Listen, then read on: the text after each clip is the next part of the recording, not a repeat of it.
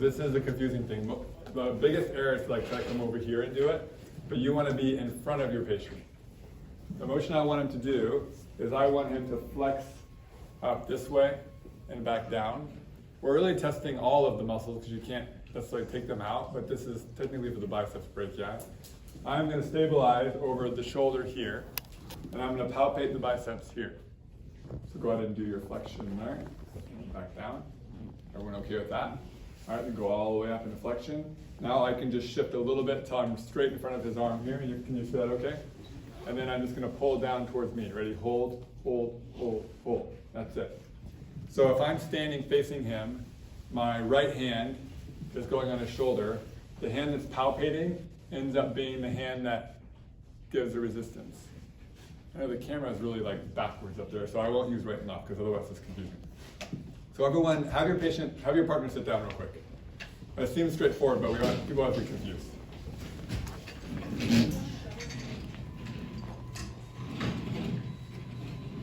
Someday, slide forward.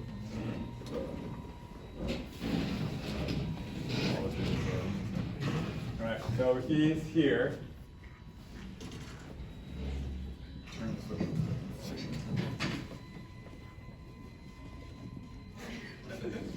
Nice music. Okay. So I want him here, and he's just going to flex his elbow this direction. Just run his elbow along the table. I'm stabilizing here, and I'm palpating biceps. So stabilizing at the shoulder so he doesn't move. I'm standing behind him, and just palpate the biceps as he goes into flexion. So that's gravity eliminated. Okay, try that. Make sure you're standing in the right spot when they are sitting. That's the biggest error. The biceps brachii, so that we're more measuring the brachialis and the brachioradialis. So the position I'm standing in is the same. The only difference is instead of him coming up this way, I'm going to have him pronate. So I'm stabilizing here, and I'm going to take this hand here and go on the inside to palpate the brachialis. So underneath the biceps. And then for the brachioradialis, I'm going to come out here to the lateral side. When he flexes his elbow, I'm going to kind of be in the way, but that's okay. I just want to see if the muscle's contracting. Then once he comes up here, I can just move to the same position and then pull this direction. So nothing really changes. All that changes is now we're going to palpate the brachialis and then come on this side and do the brachioradialis. And then the palm is down. Okay? No gravity eliminated on that one. So at 90 degrees of shoulder flexion, I want his palm facing down towards the table. This hand is going to go up on top, so my fingers are going kind of underneath and against the table, and I'm stabilizing his shoulder here. Can you guys see okay on the TV there? Yeah, good. All right, and the motion I want him to do is I want him just to extend the elbow this direction.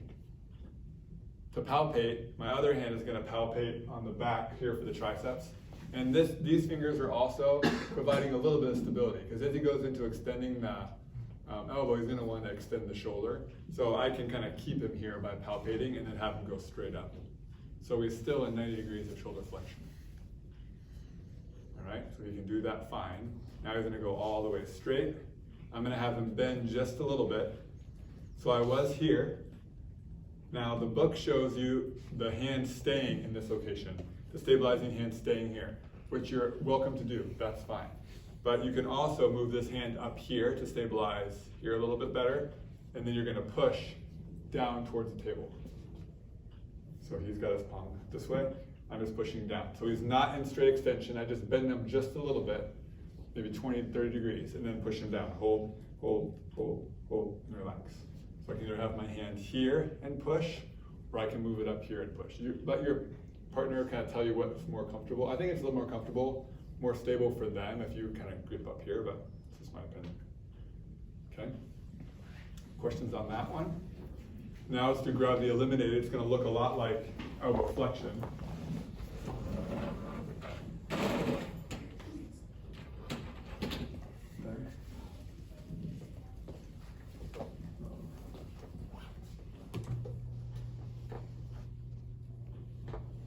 So I'm going to raise him up so that the shoulder is in 90 degrees of abduction and neutral flexion extension, so it should be right at his side. I have him bend his elbow. I'm stabilizing over the shoulder here, palpating for triceps in the back. He's just going to extend the elbow out this direction and back, the only substitution here that you could see is he could externally rotate and then just use gravity to flop down on the table. So that'd be one way of substituting, just like kind of missing this sliding on the table and just kind of rolling the arm over and then getting extension that way. So they need to keep their ulnar side on the table the entire way with the thumb pointing up towards the ceiling. So palpating back here. Yeah? Okay, try it. We're not going to do it the same way in the book. So make a note of that. I'm going to show you a different way to do it. It's a little bit more, well, better. I don't know if it's more clear, but. So this one's a little tricky. So I'm going to have you do, we're going to call it demo do. So I'm going to demo it while you're doing it. So have your partner sitting in front of you on the table. It's okay if they're a little high, that's fine. We're going to test the supinator. So that's the muscle we're after.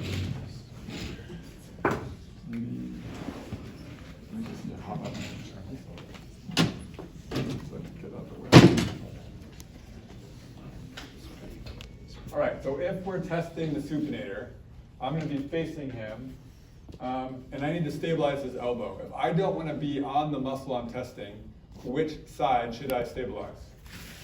Medial or lateral? Where is the supinator?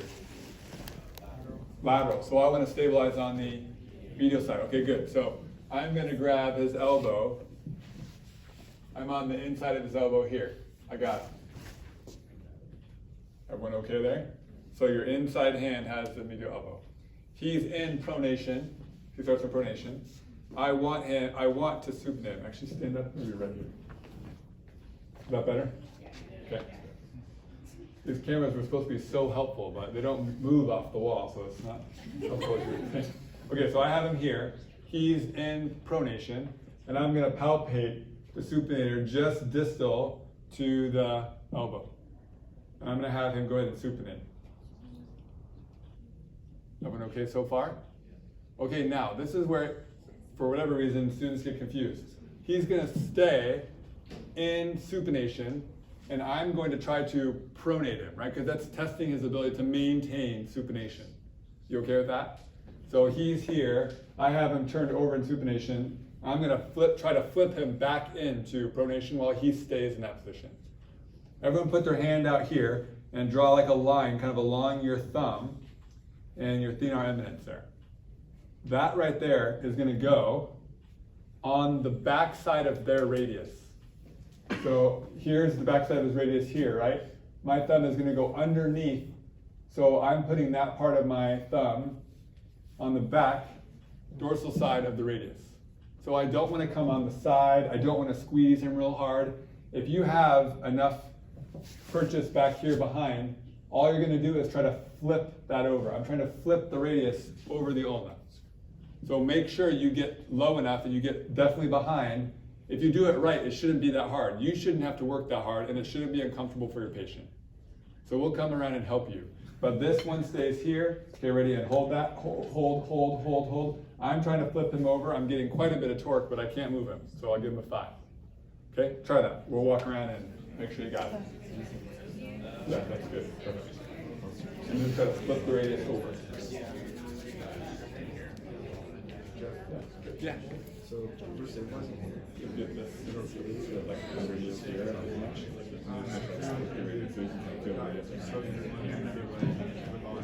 That way you're not like squeezing in a train. Yeah. Right, so now you just switch. Yeah. Good. So like, yeah. You just don't want to like. Wait, no. Seriously.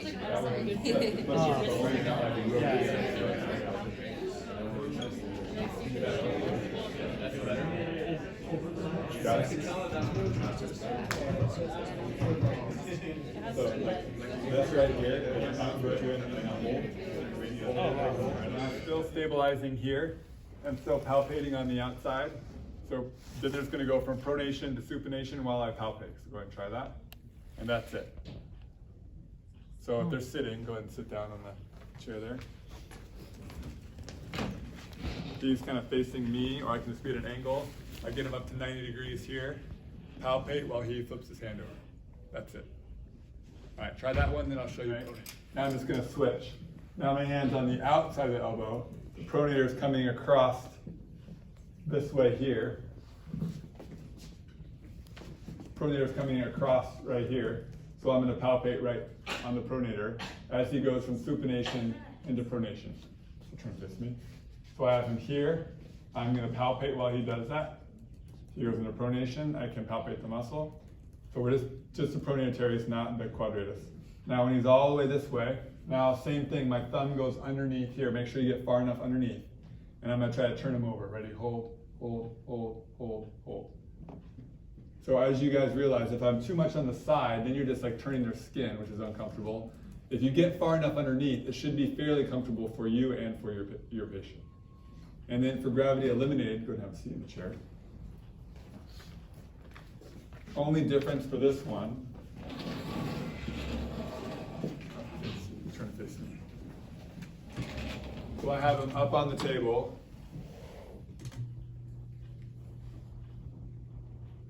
And I have him resting, and then this hand is just supporting here.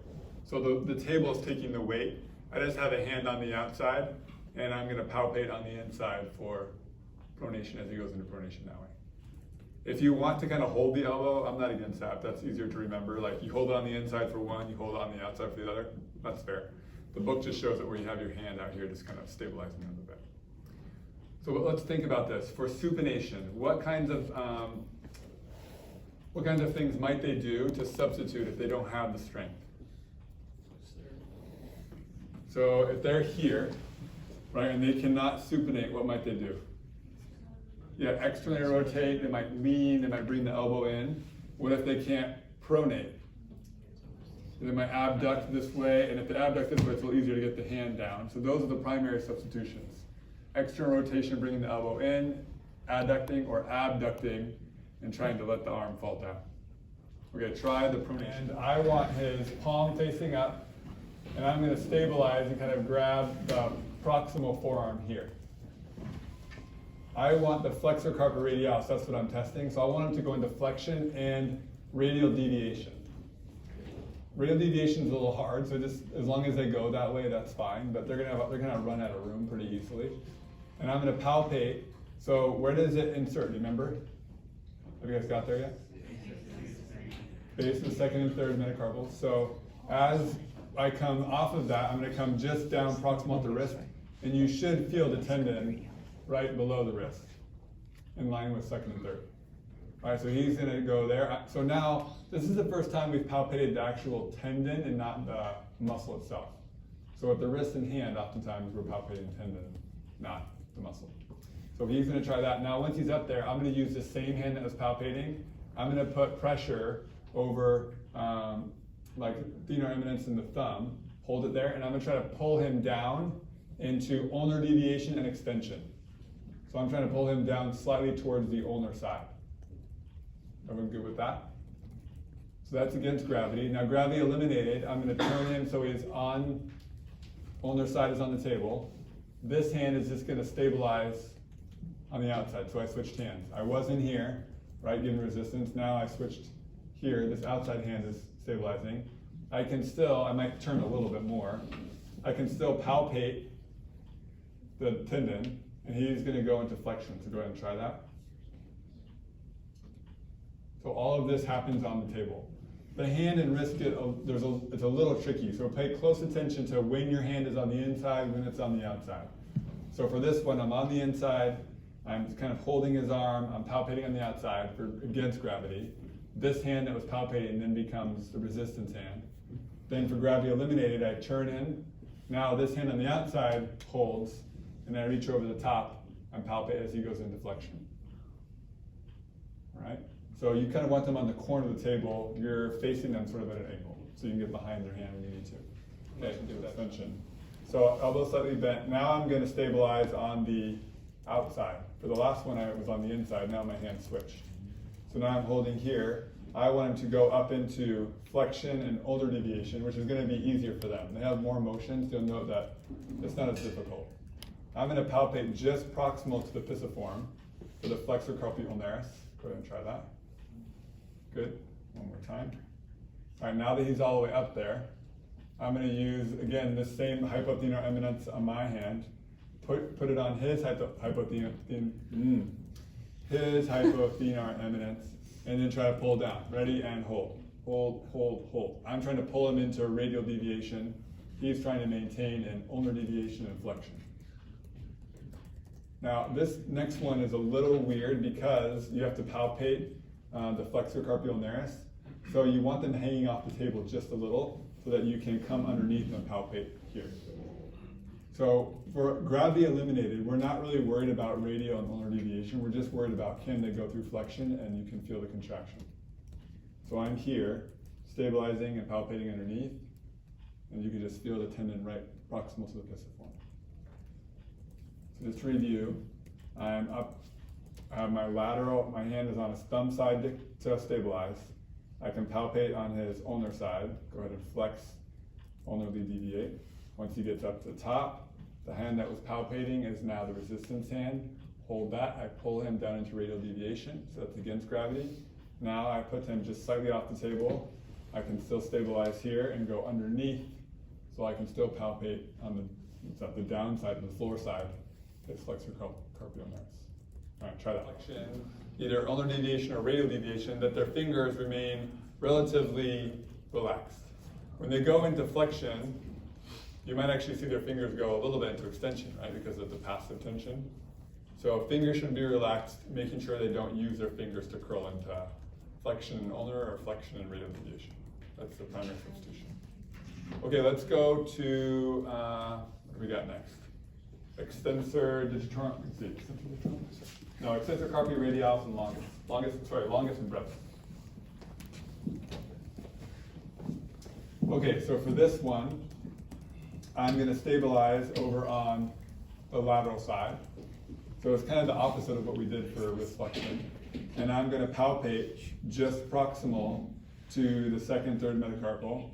So go ahead and go into extension and slight radial deviation.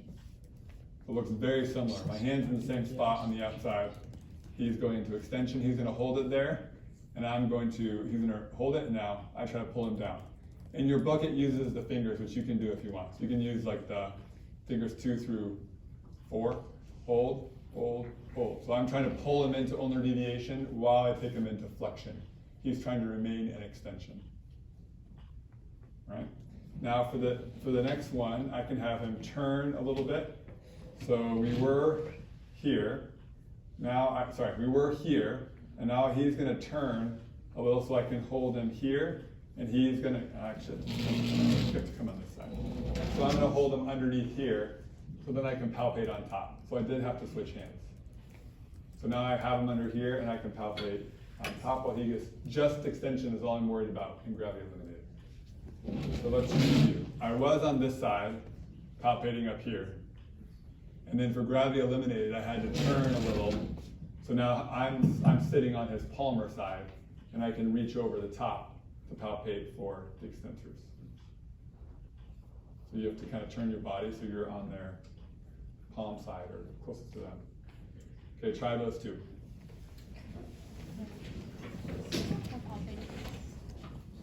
So I'm going to have him palm down or pronated. Now I'm going to stabilize on the medial side. I want him to go into extension and ulnar deviation. I'm going to palpate just distal to the styloid process of the ulna. And you should feel it pop into your finger there. Good. Now he's going to hold that there, hold it, and then I'm going to try to pull him down. Ready? Hold, hold, hold. So I'm trying to take him into flexion and radial deviation. I'm looking for the same substitution. If he like opens his fingers and uses his finger extensors, I'm going to try to tell him not to do that. So that's against gravity. And then gravity eliminated, I'm just going to turn him so he's in neutral. I have to pivot over a little, and then I'm going to palpate underneath. The hand doesn't need to hang off the table on this one. You can just like put your finger underneath there and have him just do pure extension only. And you should be able to palpate just distal to the styloid process. Yeah? Okay, try it. Just